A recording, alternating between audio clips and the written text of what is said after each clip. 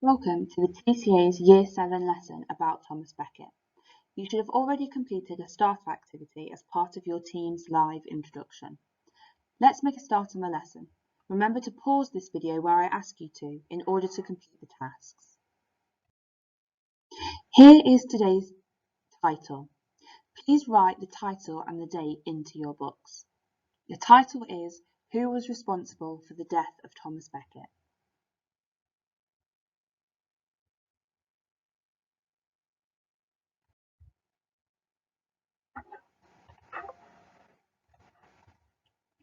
A quick reminder, before you start today's work, make sure you have completed all the tasks from last lesson. You will need to use your notes that you made last lesson to help you with today's task. Pause the video here if you need to go back to the documentary lesson and finish it off. The task for today is to complete an extended piece of writing. You will need to use evidence that you collected last lesson to support the arguments that you make. We would love to read your extended answers, so please send your work to your teacher when it is complete. Your teacher will read over your work and provide you with some feedback.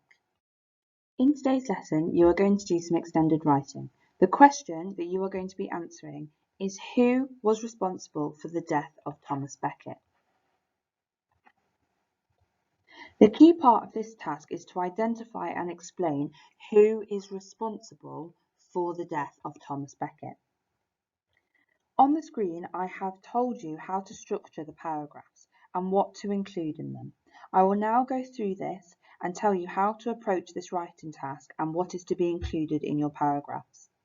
Please use your notes from the last two lessons to help you write this task. Each number on the slide represents what paragraph this should be. In paragraph 1, you need to describe the murder. Tell me what happened.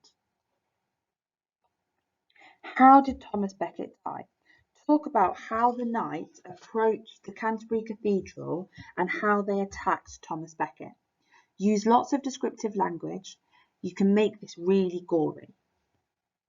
In paragraph 2, you need to explain why Becket was murdered.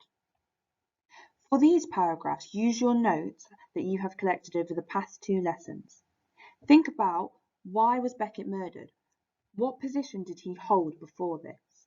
Include the fact that he was Archbishop of Canterbury and why this put him in opposition with King Henry. Paragraph 3. This should include all the evidence that you have gathered that shows that King Henry was to blame for the murder. Think about Henry's angry outburst. Who overhears this outburst? Why does he say this outburst? Does this make him responsible? Paragraph 4 should include all the evidence that shows that King Henry was not to blame for the murder. For this paragraph, think about who physically attacked Becket. Who was present when Becket died? Who was it that entered the cathedral that night intending to kill Thomas Becket? Finally, paragraph 5 is all about your opinion. Tell me who you think was responsible for killing Becket. Remember to back up your point with evidence and explain it with explanation. Remember to explain your arguments.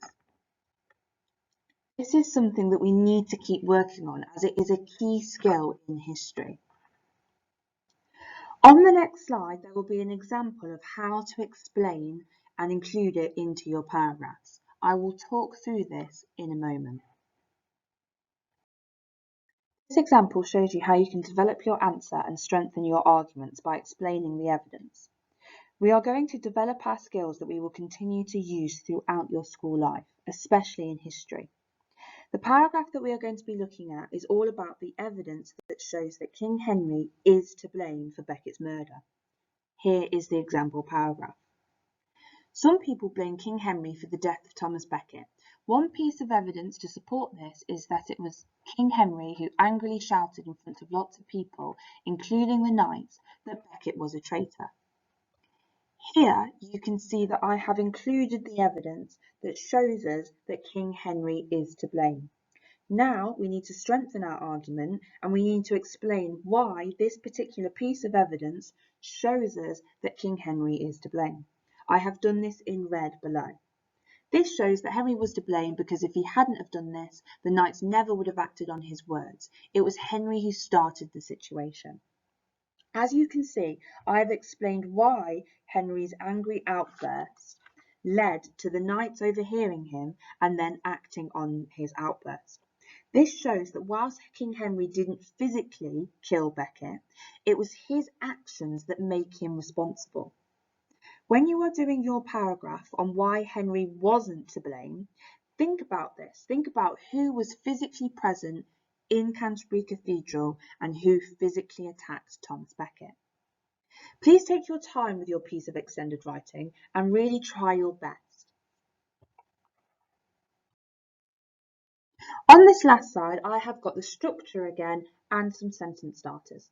This is the slide you may want to keep up whilst you're writing your piece of writing. Paragraph 1 has a sentence starter all about what happened, so the details of the murder. Paragraph 2 has a sentence starter about why Thomas Becket was murdered. Paragraph 3 has a sentence starter about why King Henry was to blame for the murder. Paragraph 4 has a sentence starter about why King Henry was not to blame for the murder. And paragraph 5 has a sentence starter to help you include your opinion. Remember to tell me why you think this.